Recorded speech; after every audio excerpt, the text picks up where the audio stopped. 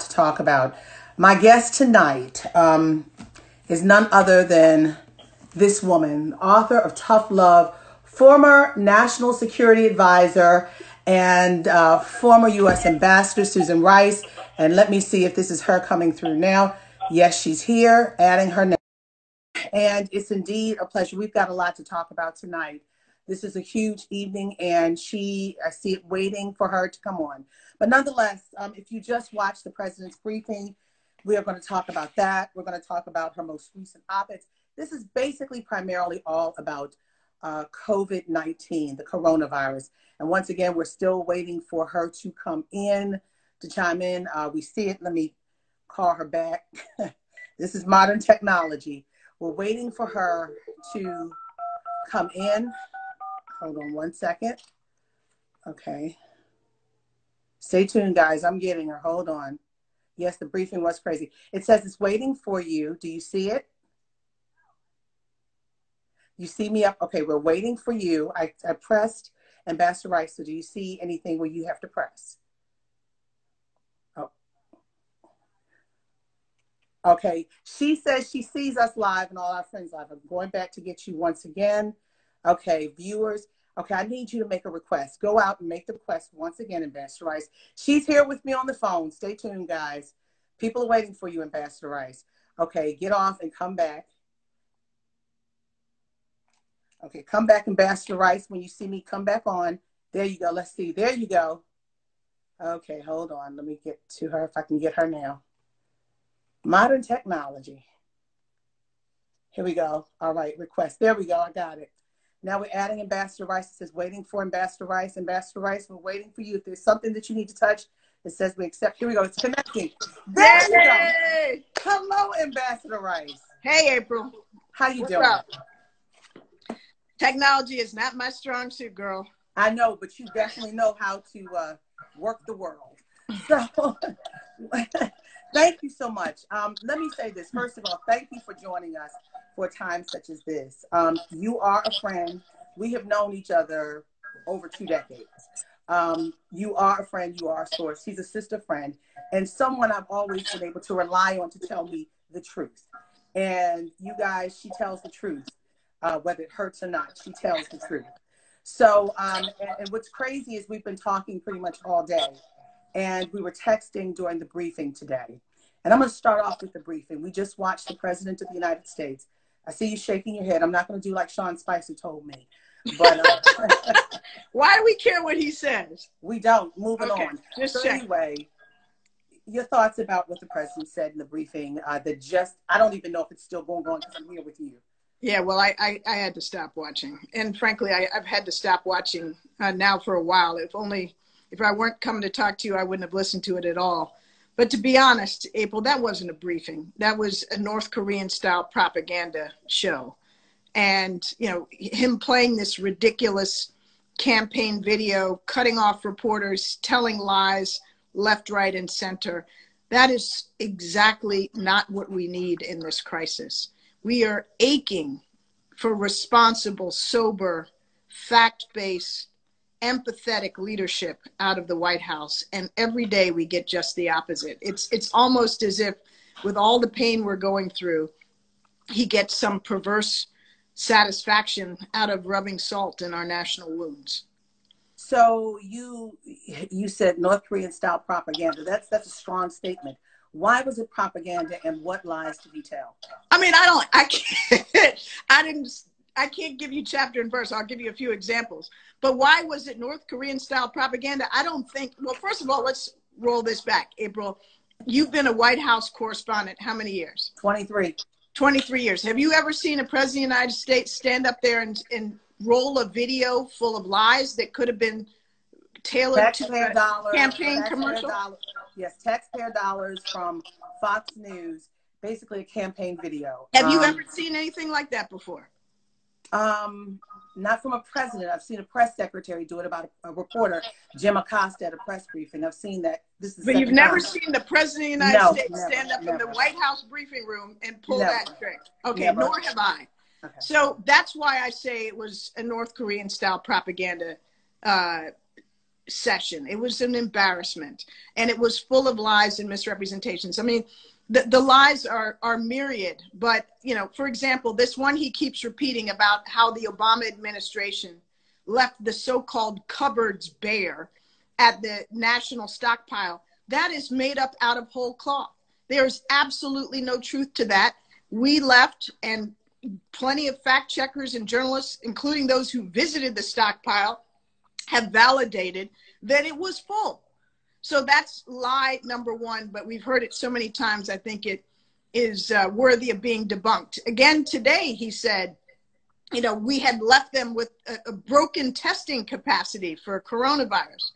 Well, as you and I know, you can't test for a virus in 2016 that doesn't arise until 2019, and or in this country until 2020. So the novel coronavirus did not exist when President Barack Obama was in the White House. That's why it's called the novel coronavirus, meaning new. It's new, and that's why it's called COVID-19, because it came in 2019. So no. But I mean, I don't have the patience or the stomach, April, to go through every single lie he's told, but they're myriad. And I think people are coming to see that quite clearly. Once again, we have, I'm honored, and we are honored to have Ambassador Susan Rice with her new book. You see, I'm plugging your book. I love this. Tough Love, Ambassador Thank Susan. you. You're welcome. You're my friend. I got you. I expect you to do the same for me. And look, I see how you flagged it with all your I told all you the pages you marked. That's great. Anyway, you know, I read. So contrary to what some people think. So No. anyway, I know. Moving on. So I talked to one of your colleagues. This is such a serious time. And before I get into this question, I want everyone to throw your questions at us. If I see them, I'm going to ask. Ambassador Rice is here for this hour to take our questions and to tell us what's really going on. Tell your friends, this is not something you see on TV. This affects us. This is life and death. This is a moment in history we've never seen before. And what moves forward hinges upon this moment. So please tell your friends to tune in. Now, Ambassador Rice, I talked to one of your colleagues a few weeks ago, former National Homeland Security head Jay Johnson. And I asked him point blank, is this a national security crisis? He said yes, and he went on to explain why. Do you feel that this is a national security crisis? Absolutely. I mean, what is national security if not the health and safety of the American people? It's often said, and correctly so, that the President of the United States' most important and sacred responsibility is to keep the American people safe from anything that can cause us grave harm. You know, nuclear weapons can cause grave harm. Terrorism can cause grave harm. But as I wrote in my book, Tough Love, long before we had this pandemic, this was exactly the sort of thing that as National Security Advisor kept me up at night. Because we've known for decades that a pandemic of this sort that would sweep the globe, that we haven't seen in such wide scale since 1918, we were overdue for. We knew this to be precisely the kind of threat that could come from inside or outside the country and kill many thousands of Americans, if not millions.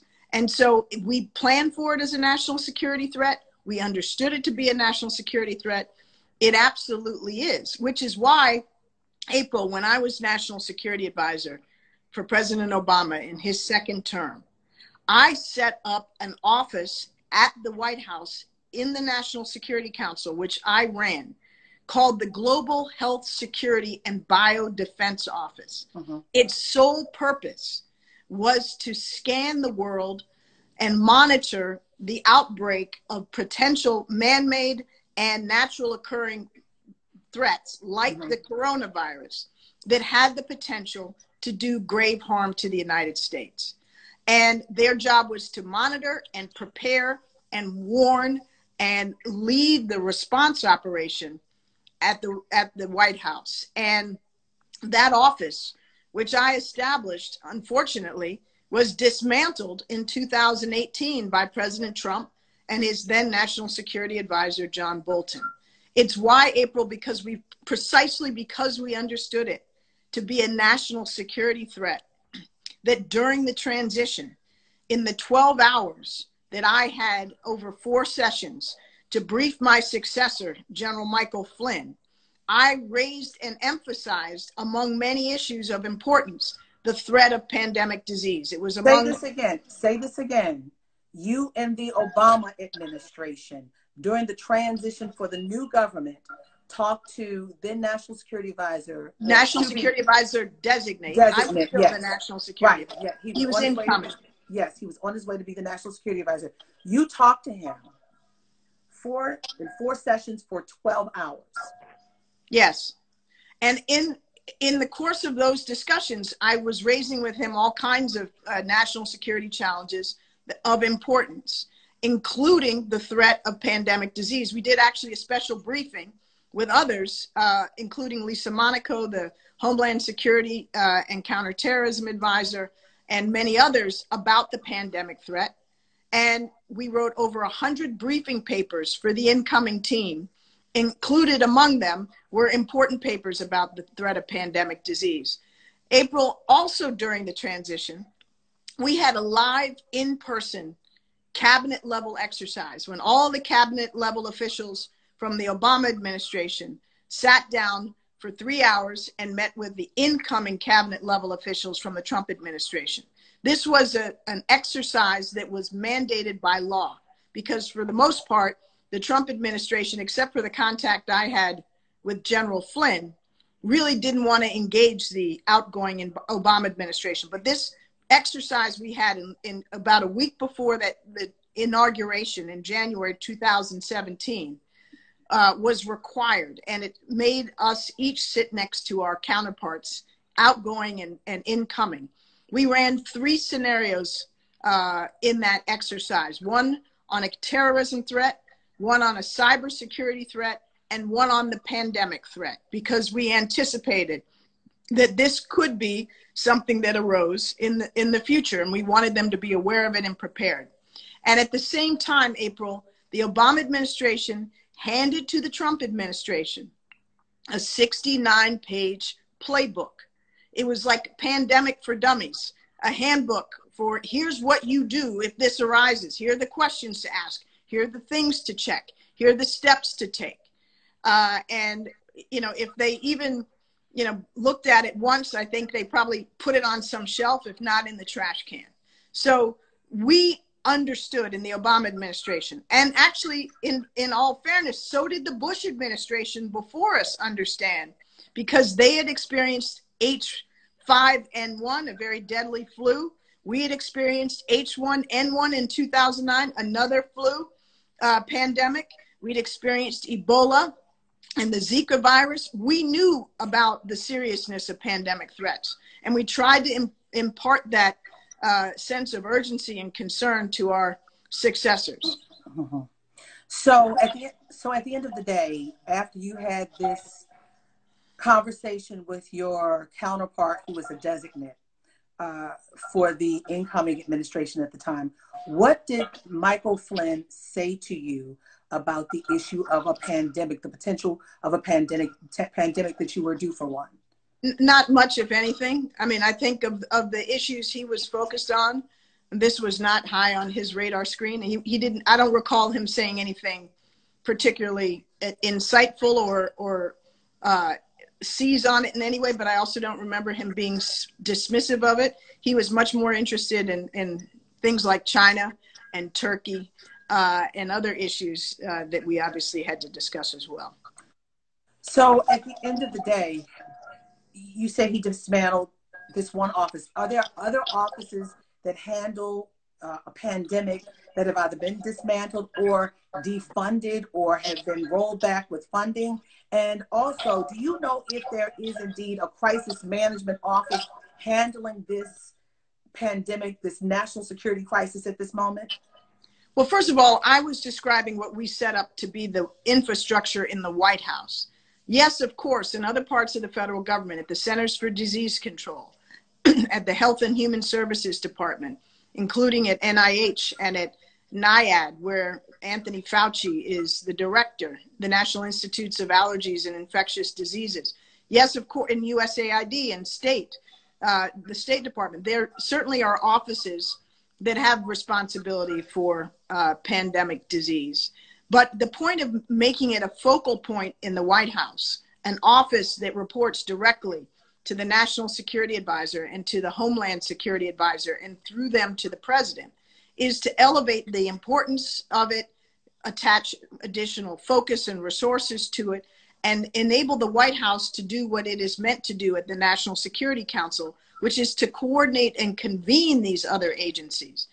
And April, to your point about funding, in the president's budgets over successive years, he has proposed significant cuts to CDC, the Centers for Disease Control, to NIH, including this budget cycle, a budget he submitted to Congress in February after we knew about the pandemic, and to certain parts of the Health and Human Services Department. So yeah, there've been budget cuts, but the principal point is that this administration at the White House level, was never particularly interested in or focused on the concerns about pandemics. I think clearly the Centers for Disease Control, HHS, even the Council of Economic Advisors, which is a part of the extended White House, ran exercises and had studies done on the impacts of pandemics. But it never seemed to gain the kind of traction that would have been helpful in retrospect had this White House early on been seized with the urgency and the importance of pandemics. So following up on what you're saying, the preparedness of this administration to handle this national security crisis, you wrote an op-ed that I printed out. You've written several op-eds in the last couple of weeks and months. And this one from the New York Times, dated April 7th, 2020, by Susan E. Rice. It says, Trump is the wartime president we have, not the one we need. And let me see, the fourth graph down, you go in the first line. The Trump administration shelved the war plan. You talk about military preparedness. He is not prepared. Why is he not prepared? Even though he did all of these cuts, even though they may have shelved your pandemic information, could they have done this on their own? And maybe they're doing what they saw fit at this moment compared to what had happened in the past? Well, yes, April, they could have done this much better, much differently, and we would be much better off in terms of lives lost and the economic consequences. Let me walk you through what we know to be the timeline. Mm-hmm. I'm not going to go all the way back, but let's start in early January, where the director of the Centers for Disease Control, I think it was January 3rd or thereabouts, received a phone call from his counterpart in China, warning him of a novel coronavirus in the Wuhan area. The head of the CDC, according to press reports, was so alarmed that he tried to reach out to the White House and to the Secretary of Health and Human Services to alert them to this. It sounds like from the press reporting that has been done of late that the National Security Council, my old institution that I used to lead, was alerted at the working level to this incoming threat potentially in maybe as early as mid-January. What should have happened at that point in early to mid-January, over 2.5 months ago, is that the White House should have swung into high gear. Uh-huh. The White House National Security Advisor or whoever senior that the president designated at the White House should have immediately convened at the highest levels, not the working level, but at the highest level, the cabinet level. Those officials with all the elements of responsibility for this threat.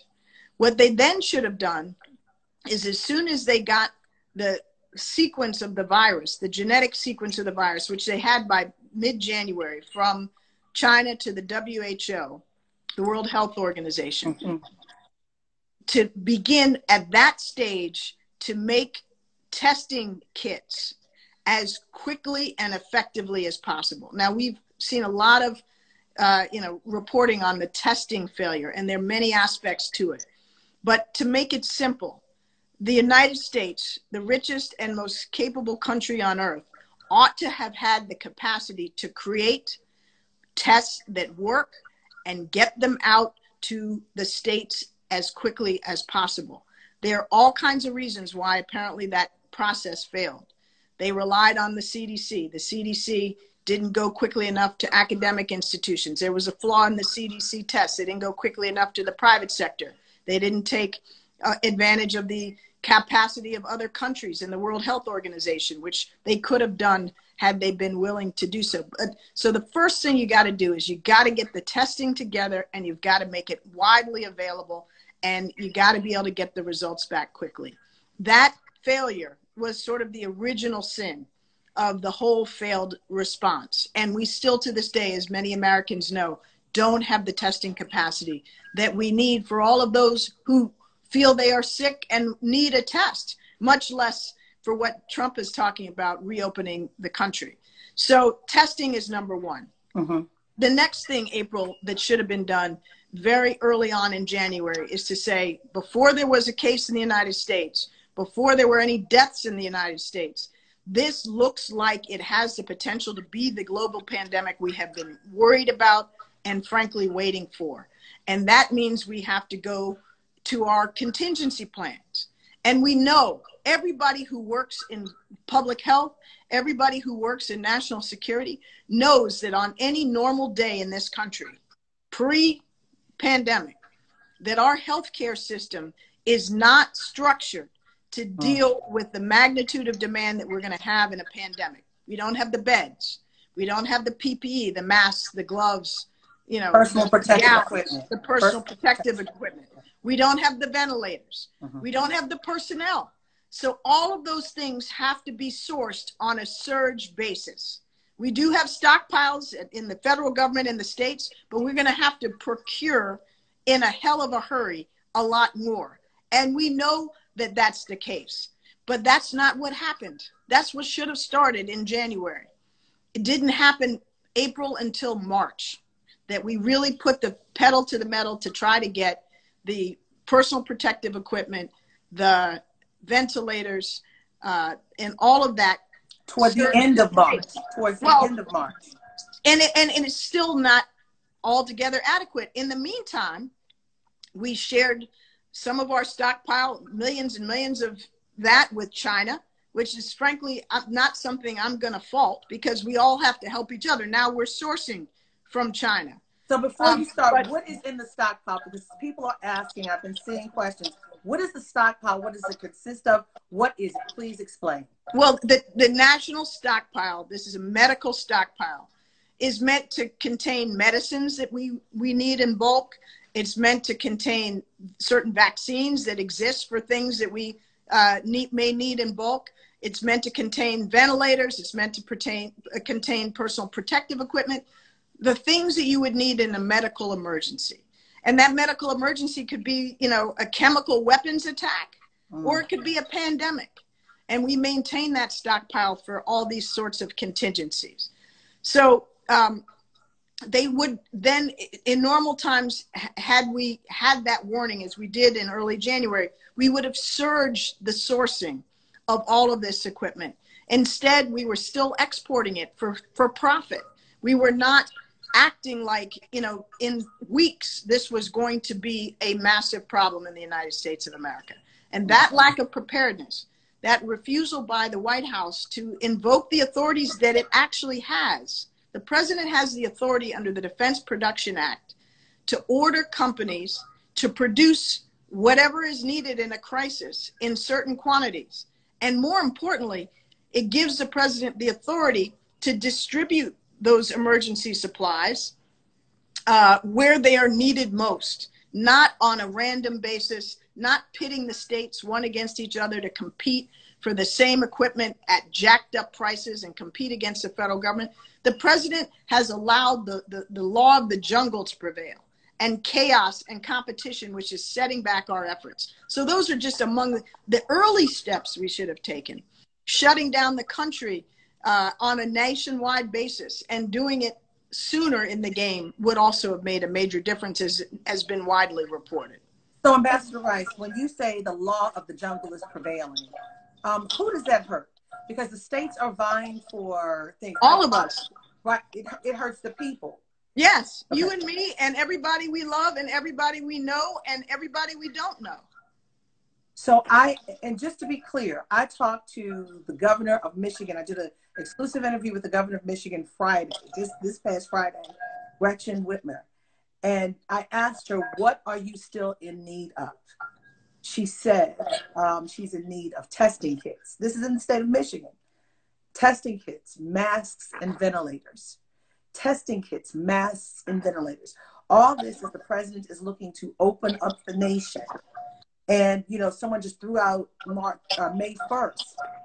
Susan, do you believe, Ambassador Rice, do you believe that is too soon, as there is still a need? States are still looking for critical equipment to basically treat people or test people to see if they have it, and treat people and try to prevent deaths. Yeah, April, I would want to defer to the scientists and the experts, but just given where we are, it's what, April 13th today? And there, you know, the caseload is still, you know, at a very high level. There are many parts of the country which have not peaked. And we don't have the testing. We don't still have all the personal protective equipment. We don't have all the ventilators that the states need. I think it's very unlikely that we're going to be ready to so-called reopen the country on May 1st. And the worst thing that the president could possibly do is to let up too quickly and have this come roaring back at us. That would be a double whammy for our health, for the number of fatalities, for the number of infected, but also a double whammy for our economy. And so, you know, everybody obviously is eager to see these significant restrictions eased. But I think everybody with any sense is also understanding of the fact that we got to get this right. Yeah. And we not just fast, but right. And I'm worried that the president seems to be driven by political imperatives, by his, you know, reelection campaign, in the sense that, you know, he's got to get the economy going again, which we all would like to see, but not at the expense of lives and our health. And I think that's where we are. You've touched on so many different issues, and a lot of the issues people are talking about. Everyone, we're talking with former U.S. Ambassador, former National Security Advisor, Susan Rice, who is not ashamed or afraid, trust and believe, to talk the truth. One thing I know about her, I've known her for over 2 decades, she fiercely loves this country. She will fiercely fight to the death for truth. She will fight for her family and her friends. Trust and believe that as well. And I'm thankful. Thank you, April. And I'm thankful to count you as a friend. And it's so interesting when this thing first happened, if you don't mind, when we started hearing about people at CPAC getting sick, Susan Rice said, this is going to be worse than we could ever expect. You said that early on, and I watched it unfold. And you said it's going to hit the economy. You said it's not just going to be health, but it's going to be the economy, the global economy. And you said there were already nations that had weak or weakening economies. And this is going to be a problem. Talk to me about what you see as, once again, the cost of this. You have Andrew Cuomo, the governor of New York, saying that this is very expensive. You have the governor of Maryland, this is very expensive. Everyone is saying, every country is saying this is expensive. What do you see down the road from the perch that you sit and sat in? Well, first of all, April, the biggest costs are the over 23,000 lives that we've lost. That's in this country by John Hopkins. In this country, and over 500,000 infected, and we've got a long way to go. We've got a long way to go. That is way too many we have lost already. And as I think people now understand, we're losing disproportionately in our own African-American community, in the Latino community, on Native reservations, in tribal areas. It's it's really hitting America hard across the board, but particularly communities of color. And we can never make those lives back up. They're gone. We've lost souls. We've lost our frontline healthcare workers. I mean, I just want to stop for a second before we keep going and just say, God bless you and thank you. Yes. All of these nurses and techs and doctors and cleaners in the hospital, everybody who is putting their lives on the line, the first responders, the firemen, the ambulance drivers, the police officers, the people working in grocery stores and the farm workers and the truckers and everybody in that food supply chain and other critical supply chains, the delivery people. I mean, it's just unbelievable, the people who are sacrificing and literally putting their lives on the line for all of us. And we all owe them an extraordinary debt of thanks. And sadly, some of them are dying. We're losing, young, healthy people and elderly people and everybody in between. So that's the first cost that has to, stand up alone. The economic costs are huge too. In this country, over almost 17 million have filed for unemployment. We've never seen those kinds of numbers, much less in 3 weeks' time. Small businesses. And just starting to get the stimulus checks. Just starting for some people, but not for everybody. That's true. And the small businesses and the nonprofits that are, trying to work through the bureaucratic red tape that seems to be extraordinary to get what is due them. It's a nightmare. And, there's so many people who don't even, weren't even working in the formal economy, who are, the undocumented, those who just aren't counted in so many ways that are still left to suffer. And that's here in the richest country on earth, where we don't have health care for everybody. We don't have, as this crisis has shown, anything approaching an effective social safety net. I want you guys to tell a friend, this is about us. This is not something cerebral and heady. This is about us. Things that we really need to know, someone who is on the front line. And I want you to tell a friend, join in, because this is important for the remainder of the time that we have. I'm looking at the questions and I'm throwing them at Ambassador Rice. And we thank you, Ambassador Rice, for your time. You always speak the truth. And someone that we know just came up, and I'm pleased to see a lot of my friends on here and people who just thank you and whatever, they like me or whatever, that's fine. But but the issue is, I know, right? So the issue y'all like you, April. You're a bad sister. Oh, I learned it from another bad sister. Badness keeps badness. But anyway, so look, I just saw something from a mutual friend of ours who said, they had the virus and couldn't get tested. So those Johns Hopkins numbers are total underreporting. Yeah. Right. There's so many more who are unreported. And go ahead, I'm sorry. No, you go ahead. I'm sorry. And you and I sit in two areas. You're in another city down the road from me that we're anticipating the apex soon. This is not over. Houston is supposed to be getting the apex soon. Philly, DC, and Baltimore. We haven't hit yet. So there's still problems, and they're talking about opening this up. And we are not linked just by the neighborhoods that we're in. We move around, and so we have to stay home. And I hate this social distancing thing.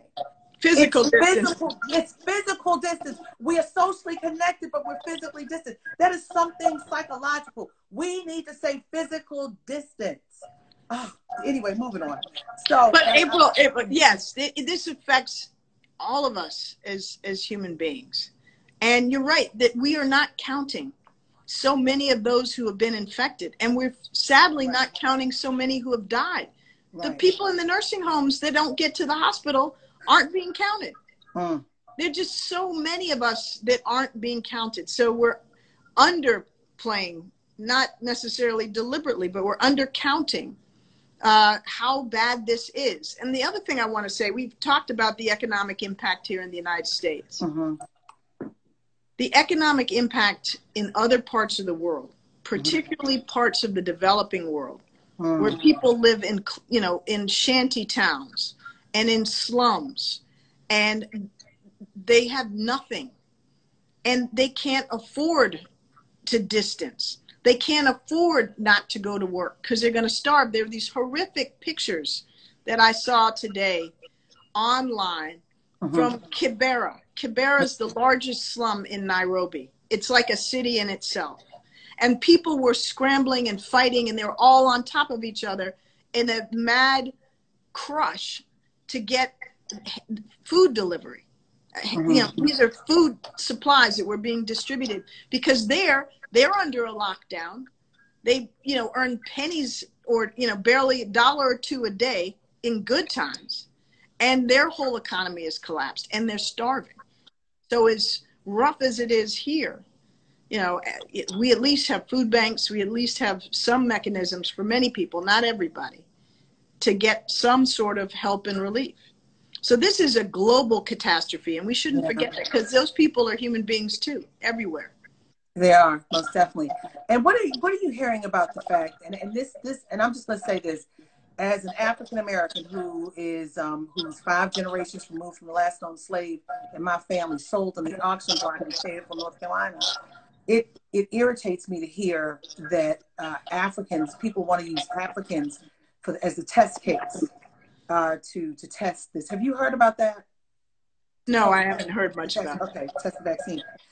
Moving on. I want to ask you a couple of things. 4 questions I have along with other people. Everyone, throw your questions out. Please, if you have questions, throw them out there. Let me know. Send this to a friend, tell friends, because this is about you. You're not going to hear this in the briefing room. You're not going to hear this in the briefing room. Thank you, Susan, for not telling me to be quiet and I'm fake and all that. Thank you. I appreciate it. So anyway, yeah, that was a little shade. But anyway, thank you for watching, Mr. President. We appreciate you. Maybe you will give me an interview because this is important as well. States' rights. The president says that he has the authority because this is a national emergency.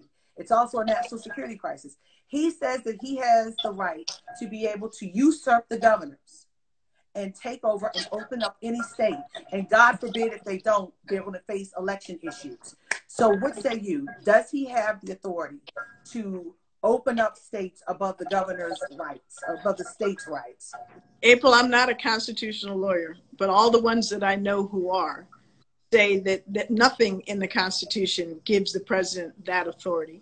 In fact, there's a provision in the Constitution that makes it very clear that those sorts of authorities that aren't expressly given to the president or to others reside with the states. So the bottom line is most experts that I know make it very clear that he doesn't have that legal authority. Having said that, the president was asked the question more than once today directly in the briefing, and he sidestepped it. Once he said, we'll get you a legal answer. The other time he said, well, I can't imagine that they wouldn't, go along with what I want. And then he implied, as you just suggested, a threat that if they don't go along with what he wants, they'll either be defeated at the ballot box or by implication that he'll do mean things to the states that defy him. Look, the fact of the matter is this is going to come down to individual states' best judgment. There was a gathering today organized by many of the governors of the Northeast and Mid-Atlantic and the governors of the West Coast, Washington, Oregon, California.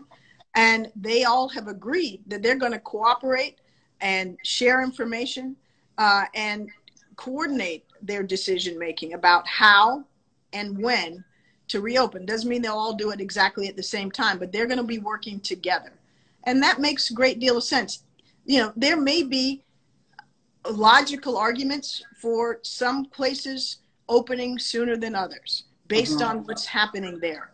I personally would have much preferred to see the shutdown occur on a nationwide basis and earlier than it did. And I wish the president had come out and said that is what he not only recommended but expected the governors to do. Because the slow ones, the recalcitrant ones, were mostly those that over whom he seems to have quite a bit of influence.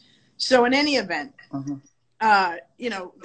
this has to be done based on science, based on the judgment of the public health experts. This is not for Ivanka and Jared and, Wilbur Ross and all those, because there's not all those retreads on the commission that he, announced today. There's not an economist on that. Well, Larry Kudlow, but there's not a bipartisan economist on that panel.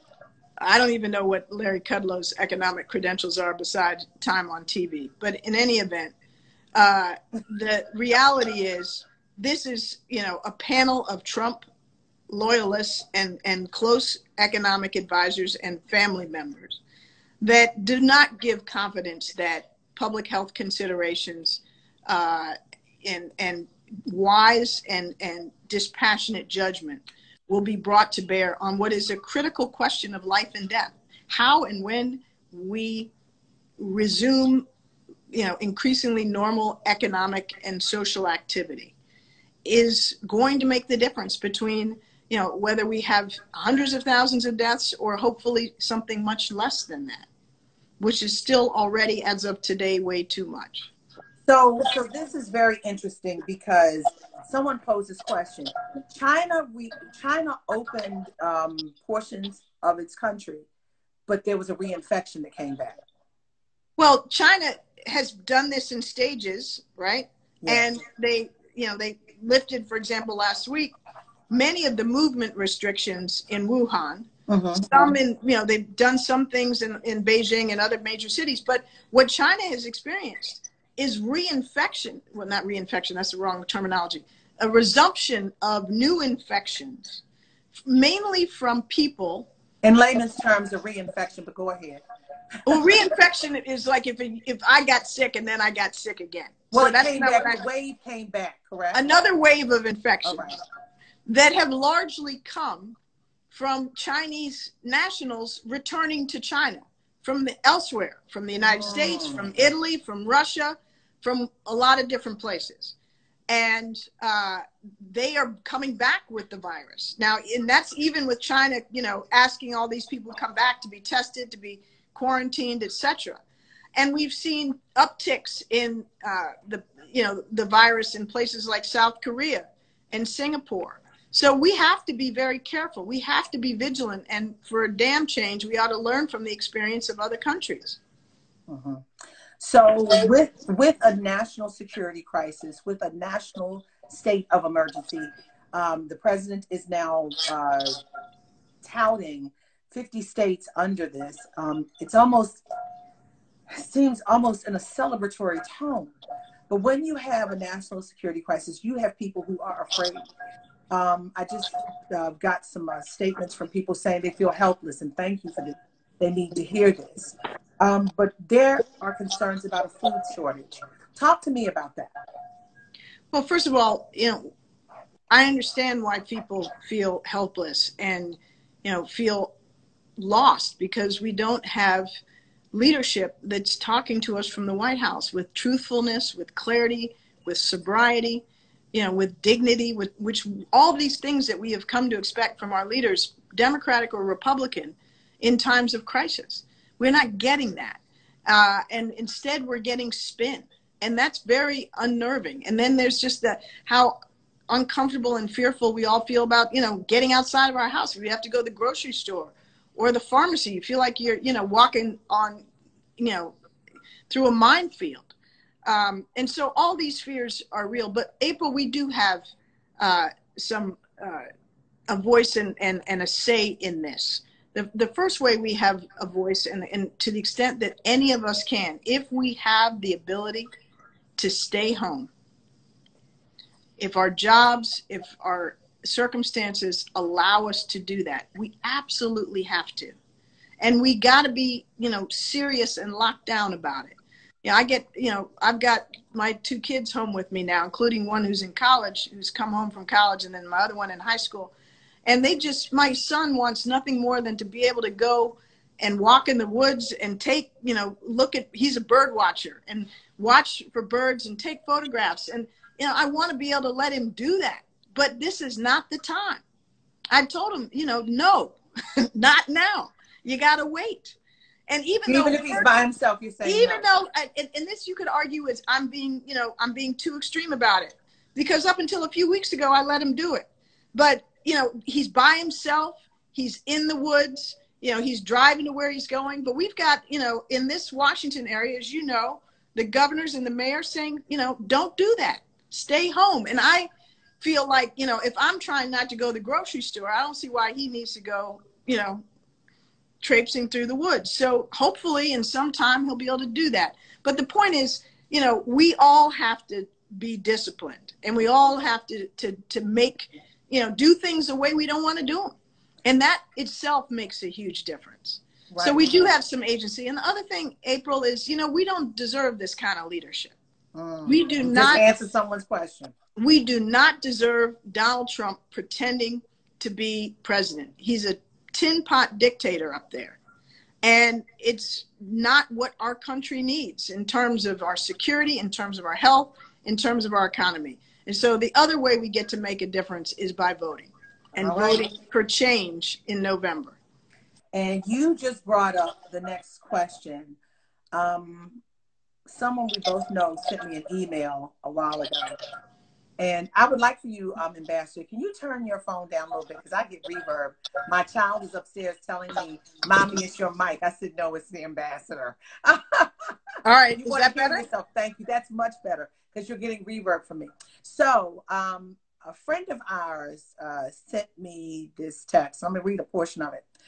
I fear most that Donald Trump will argue that we need to postpone the national election because we have a national emergency. But it's a long time until November. So we'll just have to see what happens. If things start to reopen and come back this summer, fall, Trump will declare a big victory. Is it a victory?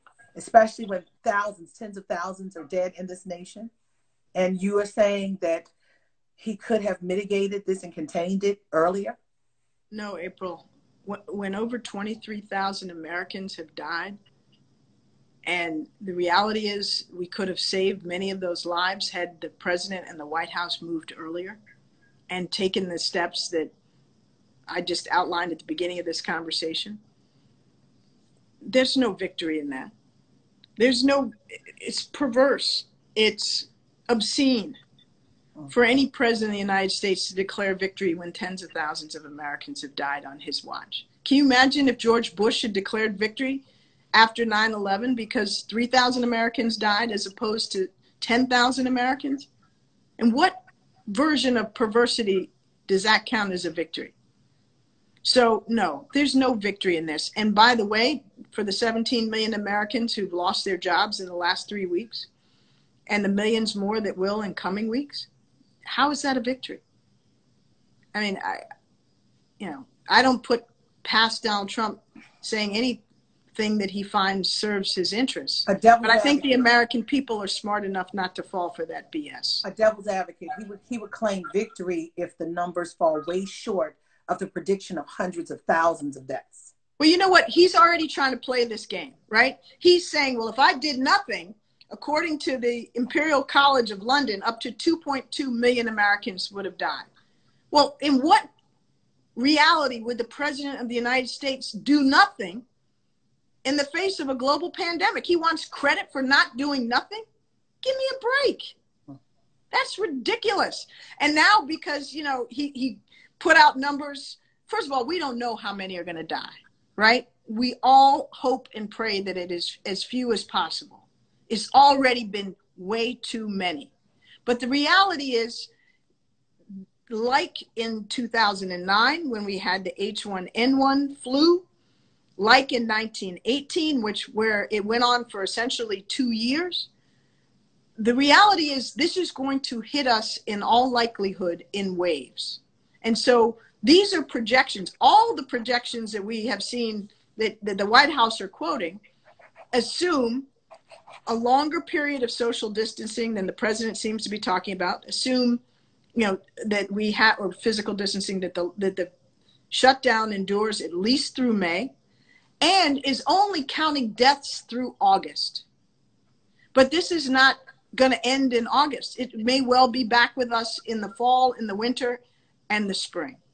And the numbers are until a vaccine, and the majority of people are vaccinated. Exactly. And by the way, about a year and a half. By the way, not just the majority of people in this country, but globally. Worldwide, yeah. And I was thinking just this country, but you're right, globally. Because what can happen, April, is, it certainly will be a good thing when we are all vaccinated in the United States. That will be a very important milestone. But that's not going to be, and people keep talking about 12 to 18 months. That's to when a vaccine exists. Then you have to manufacture it and mass produce it and market it and get everybody, get everybody the shot.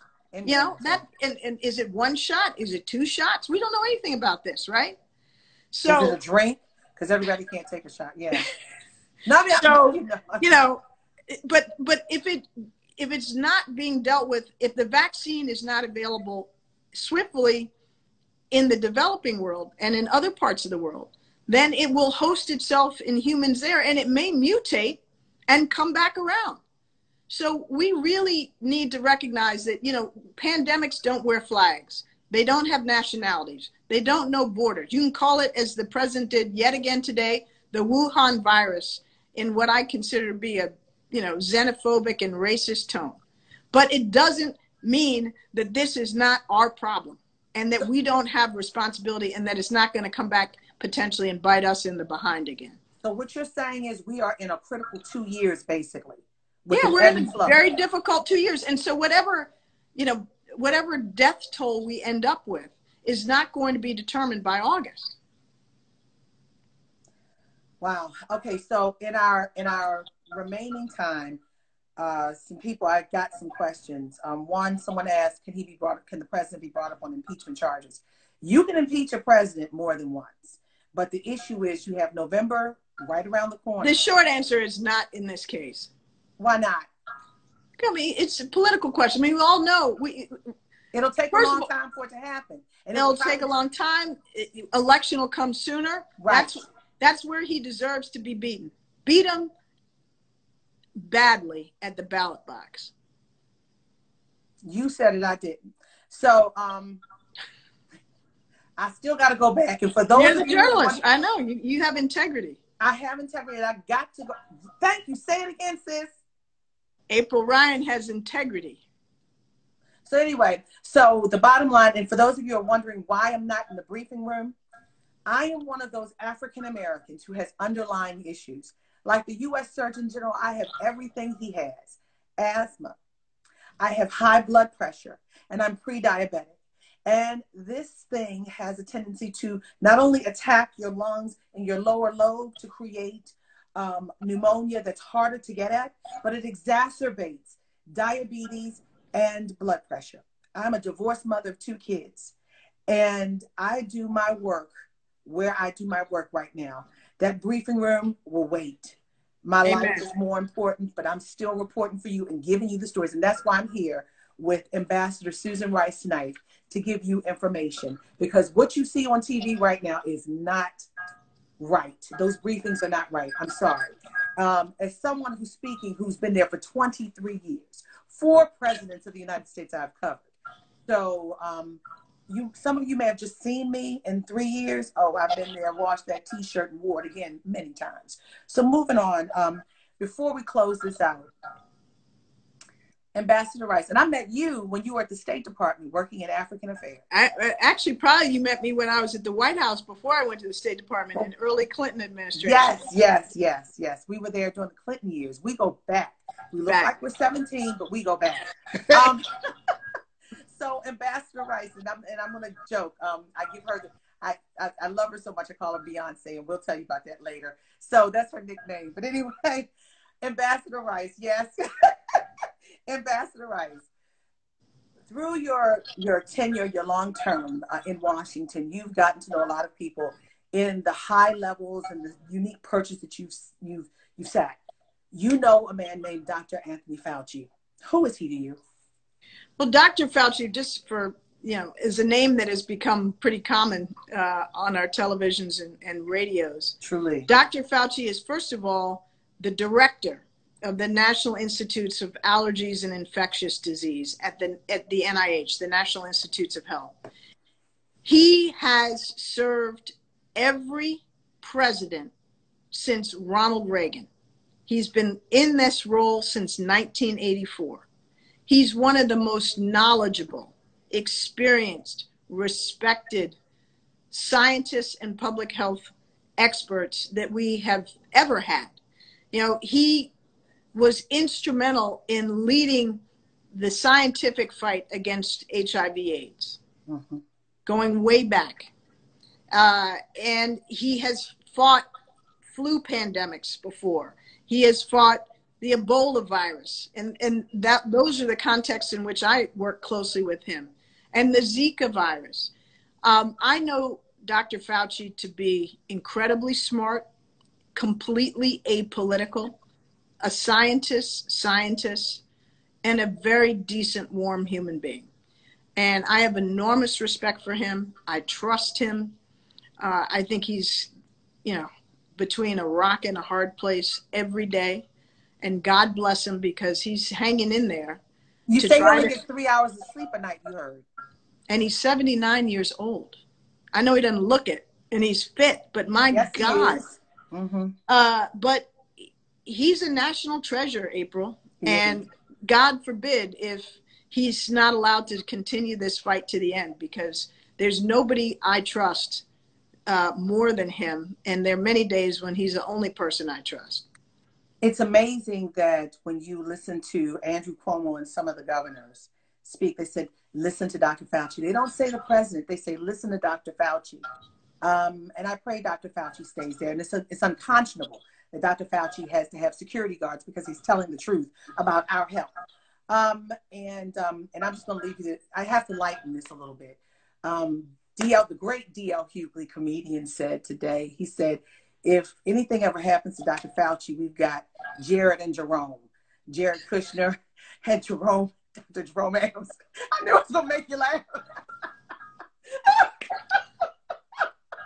That was DL. So, any final words, my friend? This is her book. Oh, my gosh. Ambassador Susan E. Rice. Tough Girl, love. Thank you for this. It's great talking with you all. Thanks for your wonderful questions. Stay healthy, stay safe, stay home, and let's get some better leadership up in there, please. Well, thank you guys. Thank you. I love you. Even Ed Gordon chimed in. Hey, Ed Gordon. Hello, Karen Boykins-Towns from the NAACP. Hello, all of my friends. Trudy from NAN. Hello, John Murray. Hello, everyone. The Black community is suffering from this. All communities are suffering from this. But we have disproportionate numbers. No matter who you are, wash your hands. Physical distance, okay? Stay home. Stay away from folks. We need you. We love you. And we want to see you. Ambassador, and don't touch your face, however fine it may be. I had to do my makeup just for you tonight. Well, girl, you need to come over here and do mine next time. I'm not right now. Not for another 2 years. I won't see you. I don't care what kind of nice Christmas party, birthday party you have. I will not see you for 2 years. We will meet up like this. I love you. I thank you. Everyone was on this tonight, and I honor you. And thank you for speaking truth to power, because you are power yourself. Love you, sister. Thank you. I love you too. Be good. Take care. Stay safe. You too. Bye-bye. Bye, everyone. See you soon. Bye-bye.